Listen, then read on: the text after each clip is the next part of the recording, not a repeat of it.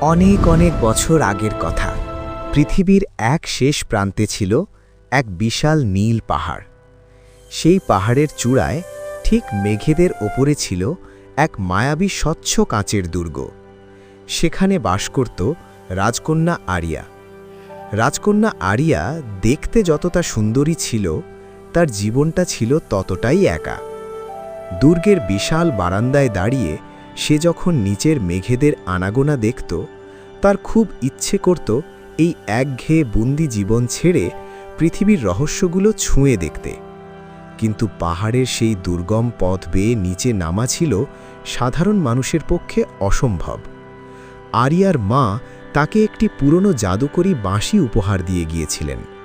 মা বলতেন, এই বাঁশিতেই নাকি লুকিয়ে আছে পাহাড়ের সব গোপন রহস্য। একদিন আরিয়া আর স্থির থাকতে পারল না। সে তার সেই পুরনো সোনালি বাঁশিটি হাতে নিল। সে বাঁশিতে ফুঁ দিতেই চারপাশ এক মায়াবী আলোয় ভরে উঠল। বাঁশির সেই জাদুকরী সুর বাতাসের সাথে মিশে এক অদ্ভুত সংকেত ছড়িয়ে দিল নীল আকাশে। ঠিক তখনই আকাশ চিরে এক উজ্জ্বল সোনালি রশ্মি মেঘ ভেদ করে নিচে নেমে এলো। এক বিশাল সোনালি ডানার ড্র্যাগন। তার সবুজ চোখ দুটো ছিল মায়াবী আর উজ্জ্বল। ড্র্যাগনটি যখন রাজপ্রাসাদের বারান্দায় এসে ডানা ঝাপটে নামল, আরিয়া প্রথমে ভয় পেলেও পরে অবাক হয়ে তাকিয়ে রইল। ড্র্যাগনটি কোনো হিংস্রতা দেখালো না, বরং অতি নম্রভাবে আরিয়ার সামনে মাথা নিচু করল। আরিয়া বুঝতে পারল এই ড্র্যাগনটি তাকে এই একাকিত্ব থেকে মুক্তি দিতে এসেছে। আরিয়া সাহসের সাথে ড্র্যাগনের চওড়া পিঠে চেপে বসল।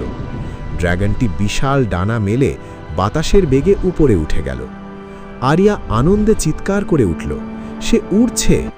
তুলোর মতো সাদা মেঘের মাঝ দিয়ে যাওয়ার সময় আরিয়া দেখল সূর্যাস্তের রঙে আকাশটা কেমন বেগুনি আর লাল হয়ে আছে। নিচের দিকে তাকিয়ে দেখল জাদুকরী এক বন, যেখানে নদীগুলো রূপালী রঙের আর গাছগুলো হীরের মতো চকচক করছে। অবশেষে তারা পৌঁছাল এক ভাসমান জাদুকরী দ্বীপে। সেখানে বিশাল সব নীল পদ্মফুল ফুটে আছে। আরিয়া যখন একটি ফুল স্পর্শ করল, অমনি এক উজ্জ্বল আলোর ঢেউ পুরো নীল পাহাড়কে আলোকিত করে দিল। সেই আলোয় পাহাড়ের সব বিষণ্ণতা কেটে গেল। আরিয়া বুঝতে পারল তার এই বাঁশি আর ড্র্যাগন বন্ধুটি ছিল আসলে তার মনের সাহসের প্রতীক। আরিয়া আর সেই নিঃসঙ্গ রাজকন্যা রইল না। বন্ধুরা, ভিডিওটি ভালো লাগলে অবশ্যই সাবস্ক্রাইব করে পাশেই থাকো।